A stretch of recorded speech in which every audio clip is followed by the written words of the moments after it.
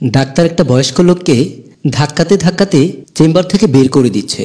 বয়স্ক লোকটাকে দেখে মনে হচ্ছে সে খুব অসহায়। ডাক্তারের দিকে 2 হাত বাড়িয়ে মিনতি করে বলছে, বাবা, আমার ওষুধের প্রেসক্রিপশনটা দিয়ে দিন, আমি ভিক্ষা করে ওষুধ কিনে খাবো, আর আপনার ভিজিটের বাকি 200 টাকা আমি যেভাবেই হোক দিয়ে দেব। পাষাণ ডাক্তারের পাথরে গড়া মনে অসহায় লোকটির প্রতি একটু মায়া হলো না। রাগান্বিত স্বরে বলল, আমি কি তোকে বলেছিলাম আমার কাছে এসে চিকিৎসা নিতে? বৃদ্ধ লোকটি বলল, বাবা, হাসপাতালের সাইনবোর্ডে লেখা আছে গরিব অসহায়দের ফ্রিতে চিকিৎসা করানো হয়। ডাক্তার বলল, সাইনবোর্ড যে লিখেছে তার কাছে গিয়ে চিকিৎসা কর, আমি টাকা ছাড়া চিকিৎসা করি না। লোকটি ডাক্তারের পায়ে পড়ে অনেক কাকুতি মিনতি করার পরেও পাথরের হৃদয় নরম হলো না। শুধুমাত্র 200 টাকা ভিজিট কম হওয়ায় বাবার বয়সী লোকটাকে কতই না অপমান করলো। লোকটা কান্না করে বলছে, বাবা, আমার বাড়িতে উপযুক্ত 2টা মেয়ে আছে, আমি চিকিৎসার অভাবে মারা গেলে আমার মেয়ে দুটি এতিম হয়ে যাবে। ডাক্তার বলল, তোর সন্তান মারা গেলে আমার কি? হাতে থাকা ব্যাগটা কেড়ে নিয়ে ধাক্কা দিয়ে বের করে দিল অসহায় লোকটিকে। লোকটি কান্না করতে করতে চলে গেল। অসহায় বৃদ্ধ হায়দার চাচা হাসপাতাল ম্যানেজারের কাছে গেল। ম্যানেজার সুজাতা ম্যাডাম তার বয়ফ্রেন্ড নিলয়ের সাথে প্রেমের আলাপে মগ্ন। হায়দার চাচা সুজাতার সামনে গিয়ে বলল, ম্যাডাম, আমাকে 200টা টাকা দেন, আমি 200 টাকার জন্য ডাক্তারের প্রেসক্রিপশনটা নিতে পারিনি। সুজাতা ম্যাডাম হায়দার চাচার দিকে তাকালেনও না, বরং তার সামনে বয়ফ্রেন্ডকে 2000 টাকা দিয়ে বলল, আজকে আমি তোমাকে সময় দিতে পারবো না, তুমি রেস্টুরেন্টে গিয়ে ভালো কিছু খেয়ে নিও, পারলে আমার জন্য একটু পাঠিয়ে দিও। নিলয় বলল, আমি কি তোমার টাকার কাঙাল? তুমি আমাকে টাকা দিচ্ছ? আমি তো শুধু তোমায় ভালোবাসি, এক বিন্দু ভালোবাসা পাওয়ার জন্য বারবার তোমার কাছে ছুটে আসি। হায়দার চাচা এতিমের মতো দাঁড়িয়ে আছে। কখন তাদের প্রেমের আলাপ শেষ হবে, 200 টাকা নিয়ে ডাক্তারকে দিয়ে তার ঔষধের প্রেসক্রিপশনটা নিতে পারবে। সুজাতা ম্যাডাম তার বয়ফ্রেন্ডকে জোর করে 2000 টাকা দিয়ে বলল, রাগ করো না সোনা, আজকে দয়া করে একা একা নাস্তা করে আসো। নিলয় বলল, ঠিক আছে, যাচ্ছি, তবে আমি 15 মিনিটের মধ্যে আবার আসছি বলে চলে গেল। হায়দার চাচা আবারও বলল, ম্যাডাম, আমারও 200 টাকা দেন, আমি বিপদে আছি। ম্যাডাম রেগে গিয়ে বলল, এই ভিখারিটারে এখানে ঢুকতে দিল কে? সে কখন থেকে ডিস্টার্ব করে যাচ্ছে, সময় অসময় কিছুই বুঝে না। হায়দার চাচা বলল, ম্যাডাম, আমি ভিখারি নই, আজকে বিপদে পড়ে 200 টাকার জন্য ভিখারি হয়েছি। সুজাতা বলল, আমাদের কাছে কি তোদের জমানো টাকা আছে? কতজনকে কত অপমান করলাম, তারপরও কেন আসে বুঝি না। দারোয়ানকে ডাক দিল। দারোয়ান ইদ্রিস দৌড়ে এসে বলল, কি হয়েছে ম্যাডাম? সুজাতা বলল, এই ভিখারিটাকে ধাক্কা দিয়ে বের করে দাও। আব্বাস দারোয়ান হায়দার চাচার হাত ধরে নিয়ে যাচ্ছে। সুজাতা বলল, এই আব্বাস, হাত ধরে কেন নিয়ে যাচ্ছিস? ঘাড় ধরে নিয়ে যা, নইলে এদের শিক্ষা হবে না। আব্বাস হায়দার চাচার কাঁধে হাত দিয়ে নিয়ে গেল। বাহিরে নিয়ে আব্বাস হায়দার চাচাকে বলল, আপনারা এখানে কেন ভিক্ষা করতে আসেন? আমি দেখিনি এই ক্লিনিকের কেউ কোনো ভিখারিকে ভিক্ষা দিতে, উল্টো আরো তাদেরকে অপমান করে। হায়দার চাচা বলল, আমাকে একজন বলেছিল এই ক্লিনিকে নাকি গরিব অসহায়দের ফ্রি চিকিৎসা দেওয়া হয়, তাই ডাক্তারের কাছে গিয়েছিলাম আমার চিকিৎসা করাতে। ডাক্তার ফি 200 টাকা কম হওয়াতে আমাকে ঘাড় ধরে চেম্বার থেকে বের করে দেয়, তাই ম্যাডামের কাছে গিয়েছিলাম 200 টাকা ভিক্ষা করার জন্য, কিন্তু ম্যাডাম আমাকে দূর দূর করে কুকুরের মতো তাড়িয়ে দিল। বাবা, এখন তো আমার হাতে টাকা নেই, তাহলে কি আমি ডাক্তারের প্রেসক্রিপশনটা নিতে পারবো না? আব্বাস দারওয়ান বলল, কেন পারবেন না চাচা, অবশ্যই পারবেন, আমার কাছ থেকে 200 টাকা নিয়ে যান।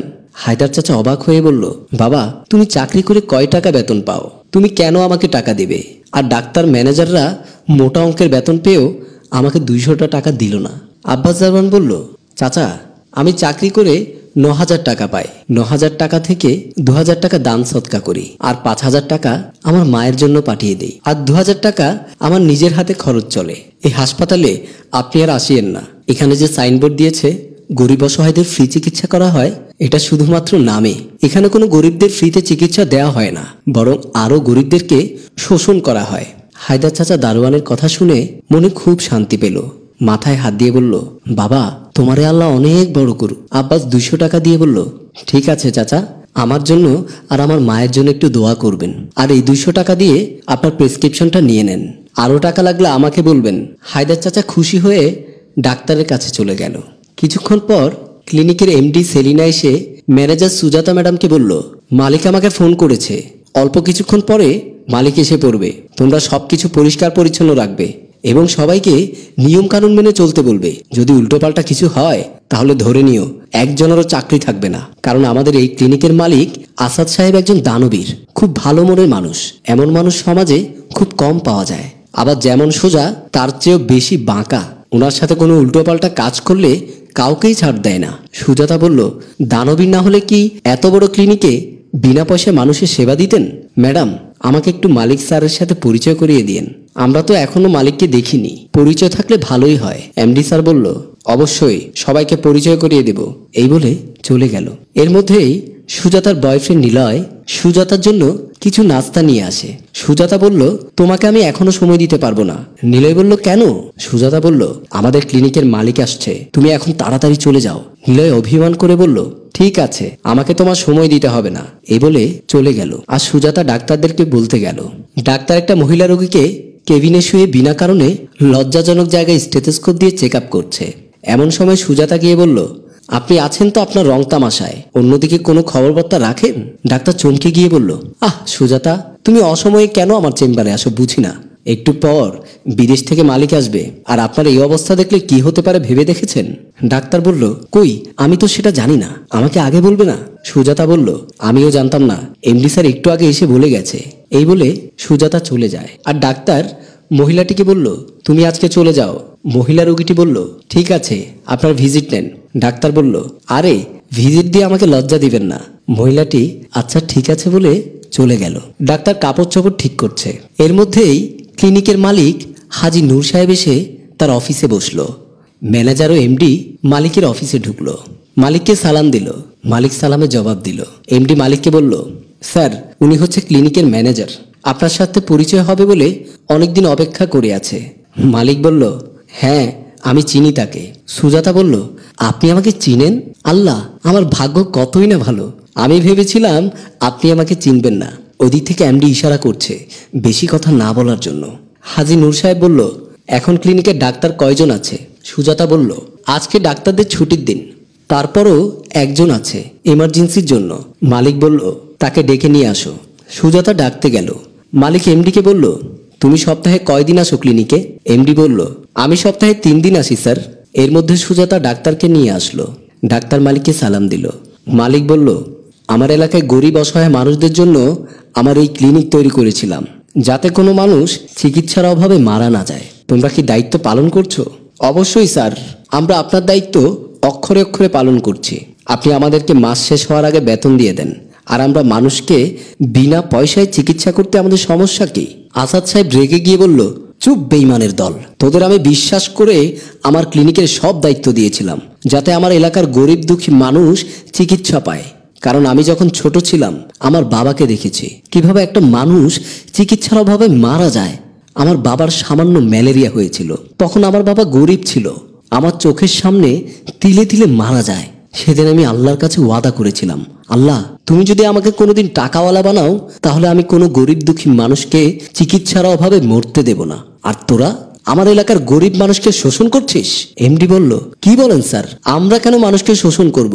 মালিক বলল, একটু আগে যে মানুষটা তোমাদের কাছে ভিক্ষা করার জন্য এসেছিল, সে মানুষটা আমি ছিলাম।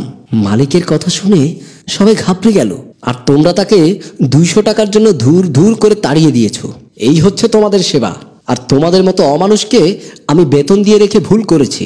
আজকে এখনই তোমাদের সবাইকে বরখাস্ত করলাম।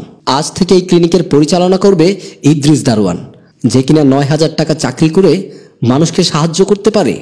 দারোয়ান বলল, স্যার, আমি এত বড় দায়িত্ব নিতে পারবো না। মালিক বলল, তুমি পারবে, তুমি আজকে থেকে এই ক্লিনিকের এমডি। আর যারা আছে তাদেরকে বলল, যাও, তোমরা আমার সামনে থেকে চলে যাও। আজকে থেকে আমি নতুন ডাক্তার এবং কর্মচারী নিয়োগ দেব। এই বলে মালিক ইদ্রিসকে কাছে টেনে নিল। সম্মানিত ভিউয়ার্স, আমি ইদ্রিস। আমাদের এমন ঘটনা অহরহ ঘটে। শত শত অসহায় মানুষ টাকার অভাবে বিনা চিকিৎসায় মারা যাচ্ছে। আর আমাদের সমাজে কিছু বড় বড় লোকের ছেলেমেয়েরা লাখ টাকার মদ খেয়ে নষ্ট করছে। আপনারা কিছুটা গরিবদের দিকে তাকান, কারণ ওরাও তো মানুষ। গল্পটি ভালো লাগলে লাইক, কমেন্ট, শেয়ার করে চতুর্দিকে ছড়িয়ে দিন। সবার সুস্থতা কামনা করি। ধন্যবাদ।